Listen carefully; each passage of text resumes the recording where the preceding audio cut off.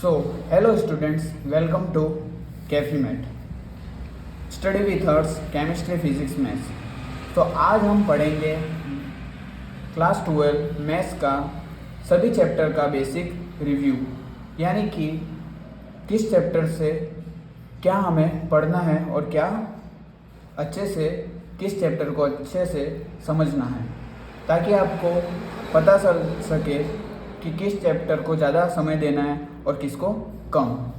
तो चलिए शुरू करते हैं। Class 12 maths NCERT solution basic review of all chapters. So हमारा चैप्टर फर्स्ट का नाम है relations and functions. So relations and functions में हमें पढ़ना है रिफ्लेक्सिव, सिमेट्रिक, ट्रांजिटिव। रिफ्लेक्सिव क्या होता है, सिमेट्रिक क्या होता है, ट्रांजिटिव क्या होता है, ये कुछ रिलेशंस होते हैं जो हमें प्रूव करने होते हैं। अगर कोई फंक्शन ये तीनों सेटिस्फाई करता है तो उसे हम इक्विवेलेंस कहते हैं। 1 1 ऑन टू इन टू, ये तीन फंक्शन हैं जो हमें प्रूव करने होते हैं कि फंक्शन 1 1 है, ऑन टू है या इन टू है। जैसे ही हम पर्टिकुलर चैप्टर का या इस चैप्टर का जब इंट्रोडक्शन पार्ट करेंगे तब हम डिटेल में इन टॉपिक्स को समझेंगे। फिर आता है हमारा chapter number 2, inverse trigonometric functions. Inverse trigonometric functions, आपको पता होगा ट्रिग्नोमेट्रिक फंक्शंस क्या होता है, जो कि हम प्रीवियस क्लासों में पढ़ते आ रहे हैं। तो ट्रिग्नोमेट्रिक फंक्शंस का इनवर्स ही हमें क्या करना है, इस चैप्टर में पढ़ना है। जैसे कि sine inverse, sine inverse, cos का inverse, cos inverse, tan, tan inverse, cot, cot inverse, sec, sec inverse, cosec, cosec inverse, इस प्रकार। फिर आता है चैप्टर नंबर 3, मैट्रिसेस। ये चैप्टर आपके एग्जामिनेशन पॉइंट ऑफ व्यू से बहुत इंपॉर्टेंट है, तो इस चैप्टर को अच्छे से पढ़े और अच्छे से समझना है। जब हम इसका इंट्रोडक्शन पार्ट करेंगे सेपरेट, तब हम इसे अच्छे से समझेंगे। चैप्टर 3 है मैट्रिक्स, तो इसमें हमें पढ़ना है टाइप ऑफ मैट्रिक्स क्या होता है, मैट्रिक्स के कुछ ऑपरेशन होते हैं वो पढ़ने हैं, प्रॉपर्टीज ऑफ मैट्रिक्स और व्हाट इज कॉलम एंड रो। अब मैं थोड़ा बेसिक बता देता हूँ कॉलम और रो क्या होता है। जो ये वर्टिकल लाइंस हैं उसे हम कॉलम कहते हैं और जो ये हॉरिजॉन्टल लाइंस हैं उसे हम रो कहते हैं। अभी इतना समझो, जैसे ही हम इंट्रोडक्शन पार्ट करेंगे इसको और डिटेल में समझेंगे। फिर आता है हमारा चैप्टर नंबर 4। चैप्टर नंबर 4 है डिटर्मिनेंट। डिटर्मिनेंट में हमें क्या पढ़ना है, अगेन रो एंड कॉलम क्या होता है वही, माइनर एंड कोफैक्टर निकालना हमें पढ़ना होगा, method of solution determinant, determinant को कैसे सॉल्व करेंगे वो पढ़ना है।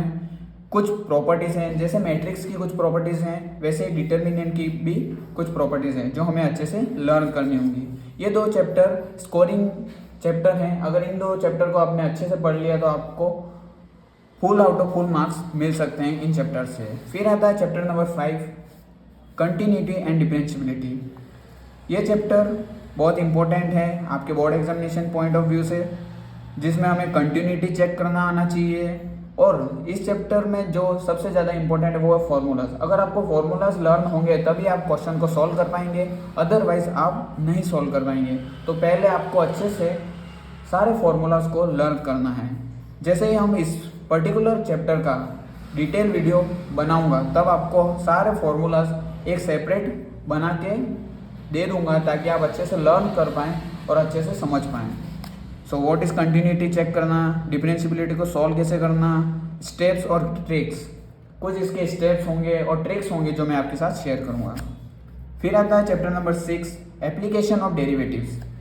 एप्लीकेशन ऑफ डेरिवेटिव्स यानी कि डेरिवेटिव्स का यूज़ कहाँ होता है वही हमें पढ़ना है, और इसको कैसे सॉल्व करते हैं वो हम एक्सरसाइज में देखेंगे। फिर आता है इम्पोर्टेंट चैप्टर, यह है बहुत इंपॉर्टेंट चैप्टर आपके board examination point of view से बहुत इंपॉर्टेंट चैप्टर है, जिसका नाम है integrals. Integral is just opposite of derivative. Derivative का ऑपोजिट होता है, इसलिए हम इसे एंटी डेरिवेटिव भी कहते हैं। टाइप ऑफ इंटीग्रल्स क्या पढ़ना है, जैसे कि डेफिनेट इंटीग्रल क्या होता है, इनडेफिनेट इंटीग्रल क्या होता है, दैट्स इट। फिर आता है chapter number 8, application of integrals. Application of integrals का यानी कि इंटीग्रल्स का यूज़ कहाँ होता है, तो हमें सिर्फ इसमें पढ़ना है वो एरिया अंडर कर्व, जो भी बहुत इजी टॉपिक है जो हम अच्छे से समझ के पढ़ सकते हैं। Chapter number 9, differential equation. अब इस चैप्टर में हमें पढ़ना होगा ऑर्डर क्या होता है, डिग्री क्या होता है, डिफरेंशियल इक्वेशन का जनरल सॉल्यूशन क्या होता है, पर्टिकुलर सॉल्यूशन क्या होता है। तो जैसे ही हम चैप्टर का डिटेल वीडियो बनाएंगे तब आपको अच्छे से एक्सप्लेन करूँगा मैं। फिर आता है चैप्टर नंबर 10। चैप्टर 10 और चैप्टर 11 इन दो चैप्टर्स में आपको फॉर्मूलाज अच्छे से लर्न होंगे, तभी आप इस क्वेश्चन को सॉल्व कर पाएंगे। तो चैप्टर 10 है वेक्टर अलजेब्रा। इसमें कुछ बेसिक कॉन्सेप्ट हैं जो आपको मैं अच्छे से समझा दूंगा, और कुछ वेक्टर के टाइप्स हैं जो बहुत इजी हैं, कुछ डिफ़िकल्ट नहीं हैं। Chapter 11 3 dimensional geometry. 3 dimensional geometry में आपको क्या करना है, बेसिक कॉन्सेप्ट पढ़ना है, और इसमें जो है मैंने कहा था आपको फार्मूला इंपॉर्टेंट है, तो इम्पोर्टेंट टू लर्न फार्मूला। फिर आता है चैप्टर नंबर 12, बहुत इजी लीनियर प्रोग्रामिंग। इसमें सिर्फ आपको ग्राफ सॉल्यूशन करना है।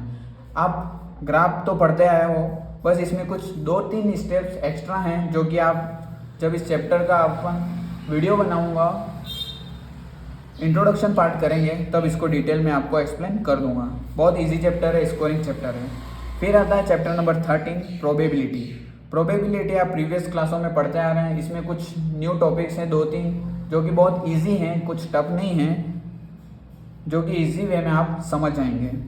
तो ये था मैथ्स का इंट्रोडक्शन पार्ट, जिसमें हमने सारे चैप्टर्स का बेसिक रिव्यू देखा, यानी कि आपको समझ आ चुका होगा कि किस चैप्टर को ज़्यादा वेटेज देना है और किस चैप्टर को नहीं। So thank you for watching. मिलते हैं नेक्स्ट वीडियो में। Love you all.